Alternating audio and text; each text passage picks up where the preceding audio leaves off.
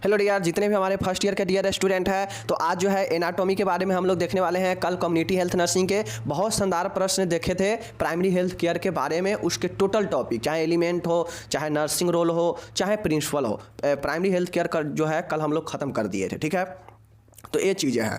आज हम लोग जो है देखने वाले हैं एनाटॉमी, फिजियोलॉजी और माइक्रोबायोलॉजी, यानी जो बायो साइंस पढ़ना है फर्स्ट ईयर में, उसके ऊपर का एक बहुत ही शानदार टॉपिक ग्लैंड्स के बारे में। जी हाँ साथियों, ग्रंथि के बारे में देखने वाले हैं कि ग्रंथि होता क्या है, इसके प्रकार क्या है, और साथ में अंतःस्रावित ग्रंथियों के बारे में विस्तृत से चर्चा करें। क्योंकि सबसे बड़ा जो जाल है वह अंतःस्रावी ग्रंथि ही है। और मेनली रूप से जो हम कोई भी वर्क करते हैं, चाहे वो सेक्सुअल हार्मोन हो, चाहे वो आपका थायराइड ग्लैंड हो, थाइमस ग्लैंड हो, एड्रिनल ग्लैंड हो, प्यूटरी ग्लैंड हो, ये सब जो है आपका इंडोक्राइन ग्लैंड ही है, अंतःस्रावी ग्रंथि ही है। और ये जो ग्रंथि है एक बहुत बड़ा है, बहुत ही ज़्यादा है। तो इसको जो है आपको एग्जाम में विस्तृत से पूछा जाता है कि अंतःस्रावी ग्रंथियों के बारे में चर्चा करें। ठीक है, तो देखिए अंतःस्रावी ग्रंथि होता क्या है, उसके बाद जो है इसके क्या कार्य होते हैं, कौन कौन से हार्मोन है जो कि अंतःस्रावी ग्रंथि में है, इसको अंतःस्रावी ग्रंथि का जनक किसे कहा जाता है, ये सब चीज़ लिखेंगे और जो है बता देंगे कि हाँ ये जो है आपका अंतःस्रावी ग्रंथियाँ हैं। और फिर हमारा क्वेश्चन जो है 10 नंबर का कंप्लीट हो जाएगा कि अंतःस्रावी ग्रंथि के बारे में जो है यहाँ पे हम लोग डिटेल से चर्चा भी किए हैं, और साथ में ग्रंथि भी देखेंगे, इसके प्रकार भी देखेंगे। ठीक है, चलिए इंग्लिश में क्वेश्चन कहा जाए तो what is gland and types of gland and explain it जो इंडोक्राइन ग्लैंड इन एक्सप्लेन करना है, ब्रीफ में नहीं एकदम विस्तृत में करना है। समझ गए? चलिए तो देख लीजिए यहाँ पे ग्रंथि होता क्या है। तो देखिए ग्रंथि जो होता है यह एक क्या होता है, यह एक ग्रंथि होता है। वह मिश्रित ग्रंथि भी होता है, अंतःस्रावी होता है। अंतःस्रावी का मतलब है जो शरीर के अंदर ही स्रावित करे, और वह एक निश्चित पर्पज के लिए स्रावित करता है। ठीक है, अंतःस्रावी जो होता है वह नालिका विहीन होता है, और डायरेक्टली खून में मिलता है जो भी स्राव होता है। और जो चीज़ स्राव होता है वो क्या करता है, उस चीज़ को जाके उत्तेजित करता है। जैसे सेक्सुअल हार्मोन है, तो सेक्सुअल हार्मोन जब सिक्रेशन होता है उसका, तो क्या होता है वो ग्लैंड से वो ग्लैंड से ही ना वो सिक्रेशन होता है, ग्रंथि से ही ना, और वो सिक्रेट होकर सीधा ब्लड में जाके मिलता है। और जो भी पर्पज उसका होता है, जो भी उद्देश्य होता है, उसको जाके वो स्टिमुलेट करता है, उत्तेजित करता है। सेक्सुअल हार्मोन है तो सेक्सुअल के लिए उत्तेजित करता है। थायराइड ग्लैंड है तो वो क्या करता है, आपका थायरॉक्सिन जो हार्मोन होता है उसको आपको उत्तेजित करता है। तो विभिन्न हार्मोन का जो है अपना अपना काम होता है।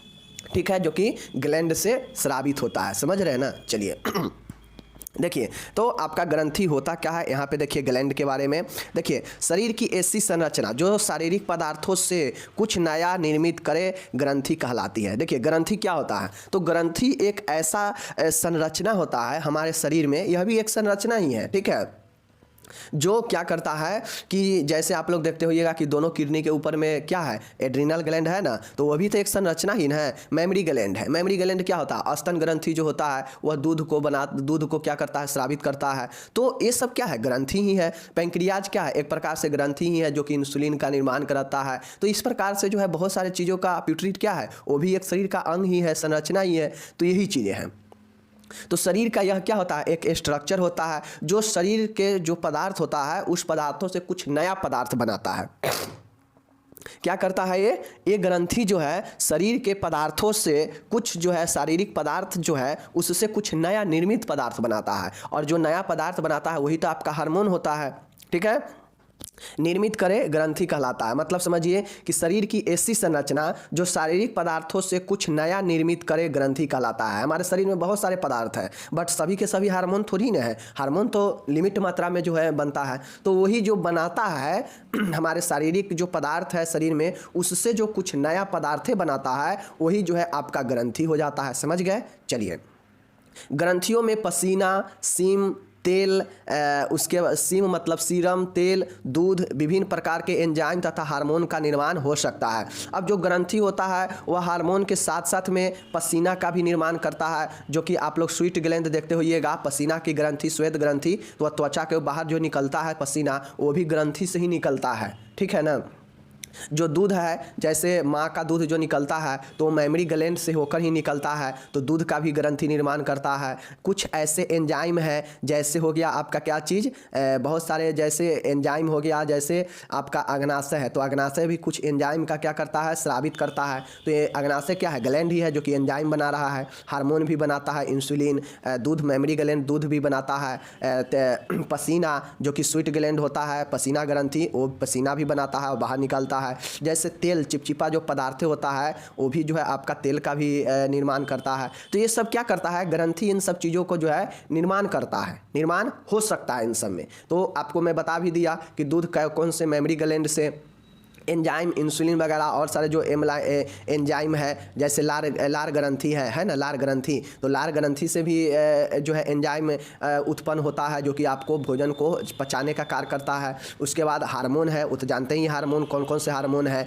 उसके बाद है कि इन सारे चीज़ों का जो है पसीना है, तो ये सब ग्लैंड में ही जो है निर्माण हो सकता है। ठीक है, समझ गए। और ये सब का निर्माण जो है हमारे शरीर में उपस्थित जो पदार्थ है उसी पदार्थों से संरचना जो है, जो ग्लैंड है ये क्या करता है, एक नए पदार्थ बनाता है और वही जो है आपका ग्रंथि कहलाता है। तो ग्रंथि के बारे में कोई डाउट नहीं है, समझ गए।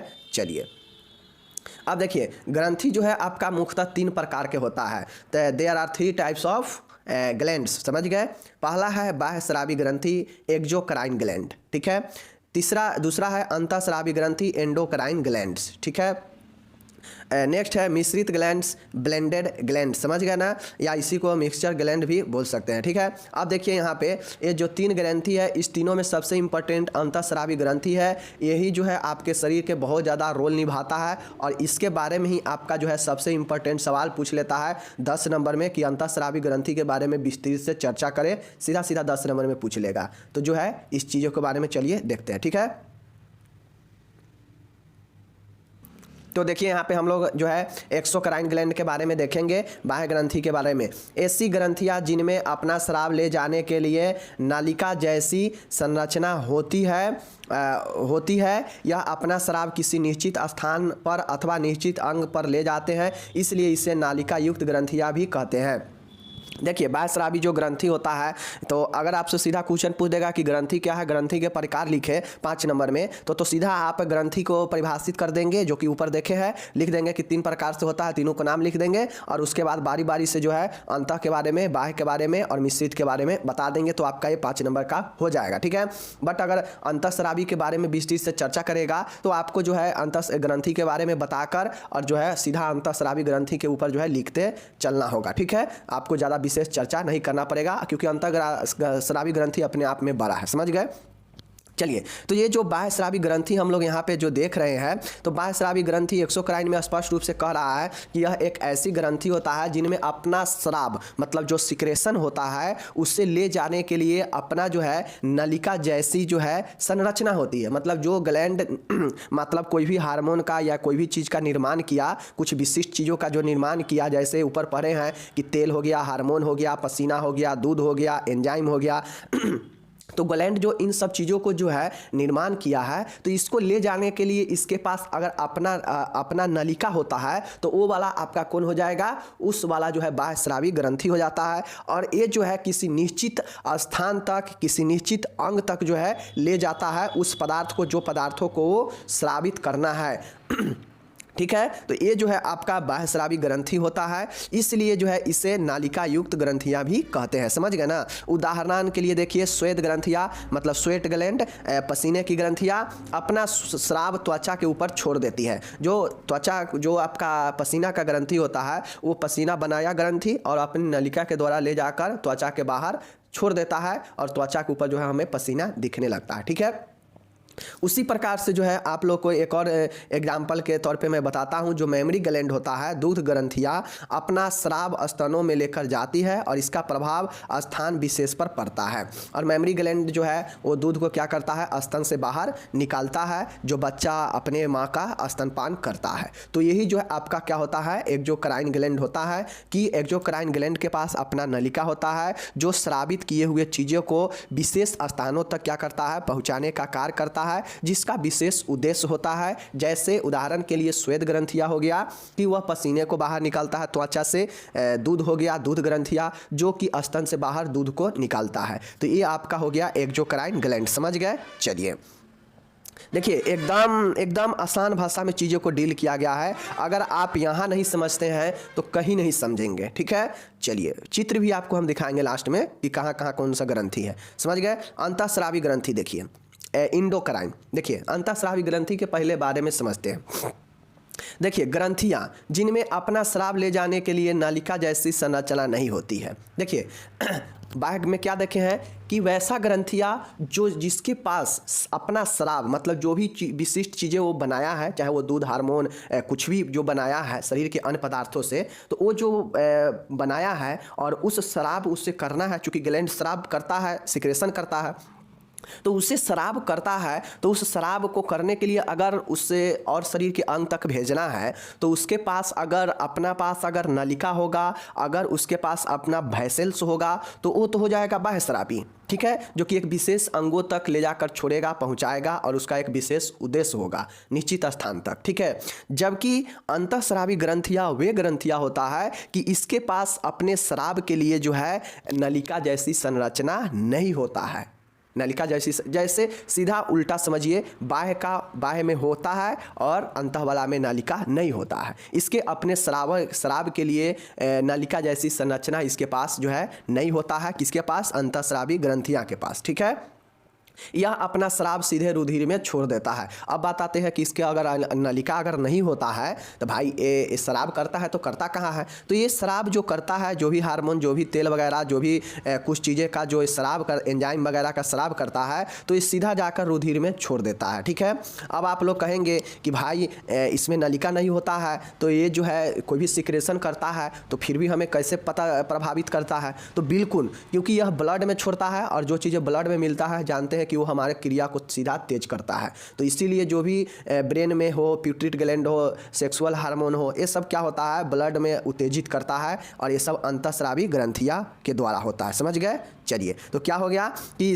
वे ग्रंथियाँ जिनके पास अपना स्राव ले जाने के लिए नालिका जैसी वेसल्स जैसी संरचना नहीं होती है तो वह अंतःस्रावी ग्रंथियाँ कहलाती है। यह अपना स्राव जो है सीधा रुधिर यानी ब्लड में छोड़ देती है। समझ गए? चलिए इसलिए इसका प्रभाव संपूर्ण शरीर पर पड़ता है। इसीलिए मैंने पहले ही बता दिया कि ये जो है प्रभाव पूर्ण शरीर पर करता है, क्योंकि यह अपना स्राव जो है ब्लड पर ले जाकर छोड़ देता है और ब्लड में छोड़ देता है। और हम जानते हैं कि ब्लड तो हमारा संपूर्ण शरीर में दौड़ता रहता है, तो ये पूरे शरीर को क्या करता है? प्रभाव पड़ता है इससे। समझ गए?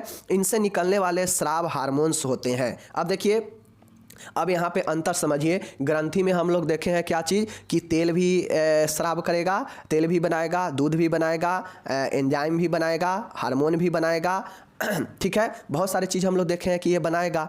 तो ये जैसे बाह्य स्रावी ग्रंथियाँ दूध बना दिया, पसीना बना दिया, पसीना को स्रावित कर दिया। ठीक है, तो बाह्य स्रावी ग्रंथियाँ का काम खत्म। अब जो आपका यहाँ पे देखिए अंतःस्रावी जो ग्रंथियाँ क्या करता है कि यह जो है हार्मोन को स्रावित करता है। यह दूध को या यह पसीना को स्रावित नहीं करता है। ये किससे स्रावित करता है? यह हार्मोन को स्रावित करता है। ठीक है, आपसे कहीं बहुत ही लॉजिकल अच्छा क्वेश्चन है ऑब्जेक्टिव के लिए, आपसे पूछ देगा कि अंतःस्रावी ग्रंथियाँ जो है किसका स्रावित करता है? तो हार्मोन का सिर्फ स्रावित करता है। ठीक है, और पूछ देगा कि बाह्य स्रावी ग्रंथि किसका करता है? तो पसीना का, दूध का, ये सब का बनाता है और स्रावित करता है। समझ गए ना? और अंतःस्रावी ग्रंथियाँ हार्मोन का स्रावित करता है। इसका प्रभाव संपूर्ण शरीर पर पड़ता है। क्यों पड़ता है? क्योंकि यह अपना स्राव जो है सीधा रक्त में जाकर छोड़ता है। क्यों रक्त में छोड़ता है? क्योंकि इसके पास अपना कोई नलिका नहीं होता है स्राव करने के लिए। ठीक है, स्राव मतलब सिक्रेशन। ये हो गया। इन ग्रंथियों को नालिका विहीन भी कहते हैं। अब इसको नालिका विहीन क्यों कहते हैं? क्योंकि इसके पास जो है नालिका होता ही नहीं है, इसलिए जो है इसको नालिका विहीन कहते हैं, जबकि बाह्य ग्रंथि को नालिका युक्त ग्रंथि कहते हैं। तो अंतःस्रावी ग्रंथि के बारे में अच्छे से समझ गए। चलिए कितना आसान भाषा में समझाते हैं। देखिए अब यहाँ पे फिगर के माध्यम से देखिए ये सब अंतःस्रावित ग्रंथि का एग्जाम्पल है। जैसे यहाँ पे जो है कंठ के आसपास में थायराइड ग्लैंड होता है और पैराथायराइड ग्लैंड होता है। उसी प्रकार से ये दो यहाँ पे देखिए किडनी है, ये किडनी है ना, तो इस किडनी के ऊपर में जो त्रिभुजाकार जो छोटा छोटा देख रहे हैं पीला आकृति का होता है, ये एड्रिनल है। और ये जो है आपका अग्नाशय है, पैंक्रियाज है, ठीक है। तो पैंक्रियाज तो मिश्रित होता है जो कि अंतः और बाह्यस्रावित दोनों होता है, ठीक है। उसी प्रकार से देखिए थाइमस ग्लैंड यहाँ पे होता है और पिनियल जो कि ब्रेन में होता है, प्यूटरिट ग्लैंड होता है यहाँ पे, ये पिनियल यहाँ पे होता है और हाइपोथैलेमस भी ब्रेन में होता है। तो पिनियल, प्यूटरिट और हाइपोथैलेमस ये तीनों ब्रेन का है। थायराइड और पैराथायराइड कंठ में होता है, थाइमस जो है इसके नीचे होता है ब्रोंकियल के आसपास, और पैंक्रियाज तो ये अग्नाशय वाला है ही, और एड्रिनल जो है दोनों किडनी के ऊपर में होता है, ठीक है। और भी है, चलिए देखते हैं।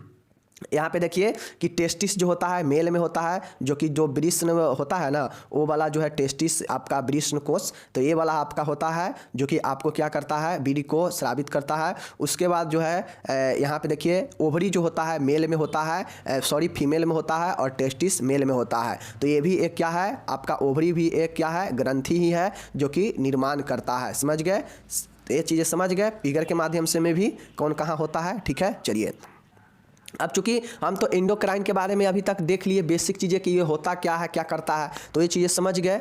तो अब हम लोग इसको बारे में और डिटेल से लिखेंगे। आपका एंडोक्राइन का शुरू है वहीं से जहाँ से हम बताना शुरू किए हैं, क्योंकि 10 नंबर में पूछेगा तो टोटल लिखना पड़ेगा ना। तो देखिए एंडोक्राइन जो ग्लैंड है उसके बारे में हम लोग जान चुके हैं कहाँ क्या होता है, ठीक है। अब देखिए एंडोक्राइन, हाँ, एंडोक्राइन सिस्टम के कार्यों के बारे में, अब इसके कार्यों के बारे में हम थोड़ा देख लेते हैं कि एंडोक्राइन ग्लैंड्स कौन कौन से कार्य को ये करता है, ठीक है। चलिए एंडोक्राइन ग्लैंड ब्लड स्ट्रीम में हार्मोन को स्रावित करने में मदद करता है। देखिए जो अंतःस्रावी ग्रंथि होता है वो क्या करता है, ब्लड में जो ब्लड का धारा है, जो ब्लड का प्रवाह है, उसमें हार्मोन को स्रावित करने में मदद करता है। समझ गए पहला कि जो अंतःस्रावी ग्रंथि है हार्मोन को क्या करता है, ब्लड में छोड़ता है, ब्लड में प्रवाहित करता है। समझ गए। चलिए इसमें हार्मोन शरीर के दूसरे भागों की कोशिकाओं तक पहुंचता है। चूंकि यह ब्लड में छोड़ रहा है और ब्लड सभी कोशिकाओं तक पहुंचता है संपूर्ण शरीर के, तो जो है यह हार्मोन भी शरीर के दूसरे कोशिकाओं तक पहुंचता है। तो ये चीज़ समझ गए।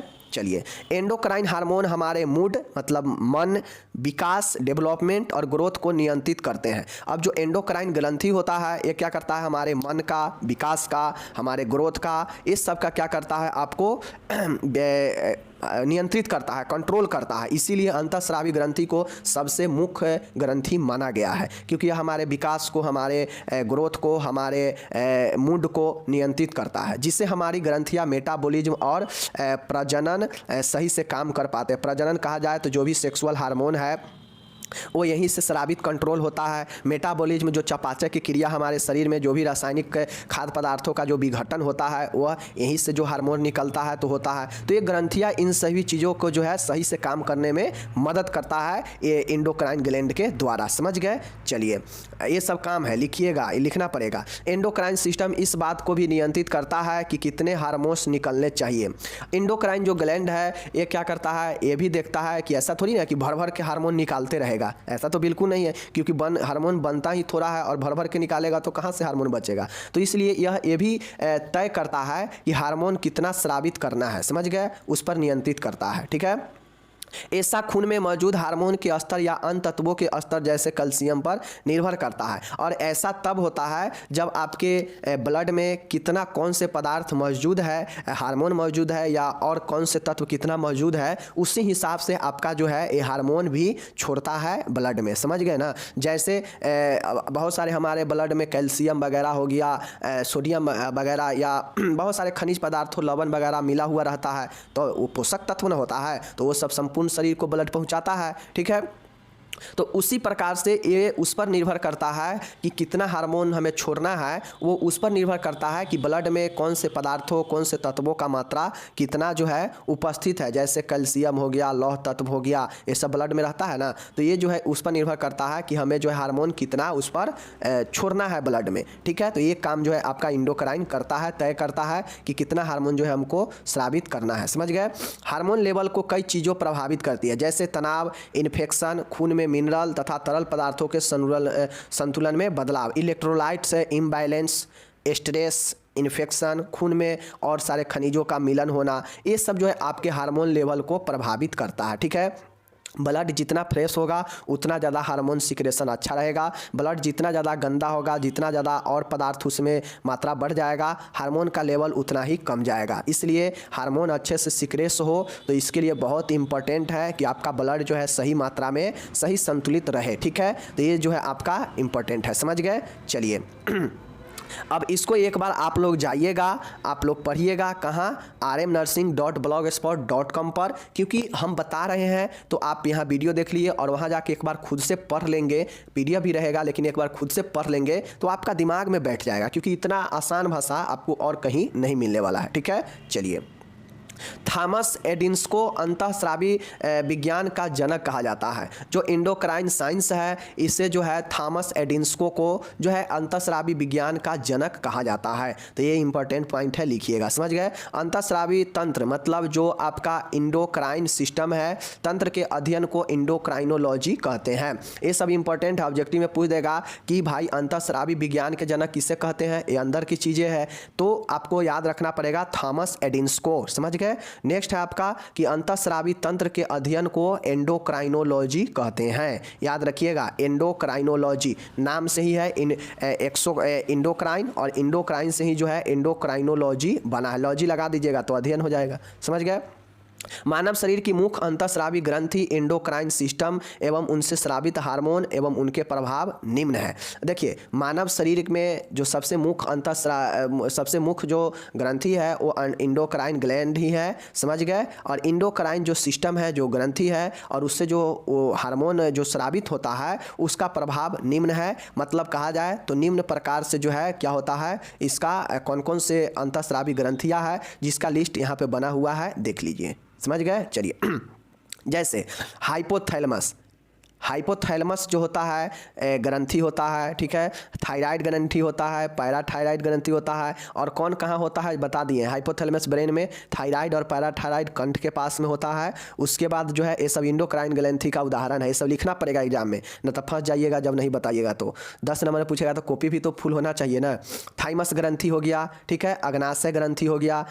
थाइमस कहाँ होता है पता है, मैं बताया था कि ब्रोंकियल के आसपास में होता है। उसके बाद अग्नाशय कहाँ होता है ये भी मैंने दिखा दिया है। एड्रीनल या आधी वृक्क कहाँ होता है, तो यह दोनों वृक्क के ऊपर में होता है, किडनी के ऊपर में। मादा में अंडाशय जो ओवरी होता है वो हमने बता ही दिया। नर में वृषण जो टेस्टिस होता है वो होता है। और सबसे इंपॉर्टेंट जो पीयूष ग्रंथि होता है जो आपके दिमाग में कंट्रोल करता है, पिनियल ग्लैंड होता है। तो ये सब जो है हम आपको क्या किए बता दिए। तो इतना सारा जो है आप याद रखिएगा, कौन कौन, पीयूष ग्रंथि, नर में वृषण टेस्टिस, ओवरी, उसके बाद है आपका adrenal gland, pancreas gland, thymus gland, उसके बाद आपका कौन सा इधर ग्लैंड है, पैराथायराइड ग्लैंड, ठीक है, और थायराइड ग्लैंड और हाइपोथैलेमस ग्लैंड, ठीक है। इतना याद रखिएगा, ये सब लिख दीजिएगा एक्सोक्राइन में, ताकि जो भी एग्जाम लेने वाला हो वो समझ जाएगा कि स्टूडेंट बहुत बहादुर है, समझ गए। चलिए अब मिश्रित ग्लैंड के बारे में देख लीजिए कि मिश्रित ग्लैंड जो है क्या होता है, ठीक है। देखिए यह हमारे शरीर में एक ही होती है, यह हमारे शरीर में एक ही होता है।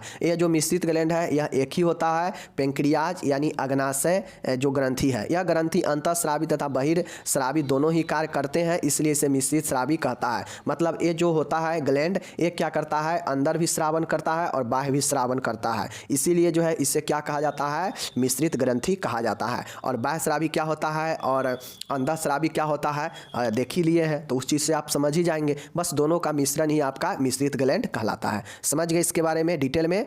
चलिए तो देखिए, जो लोग को अगर पीडीएफ डाउनलोड करना हो, कोई भी पीडीएफ हो, क्लास का डेली का पीडीएफ हो या कोई भी पीडीएफ हो, वो जाइए कहाँ पे, गूगल पर, और गूगल पर लिखिए RM nursing.blogspot.com। गूगल में इतना लिखेंगे, जब इतना सर्च करेंगे गूगल में तो आपके नीचे सर्च जब करते हैं तो नीचे आएगा आपका नर्सिंग ज्ञान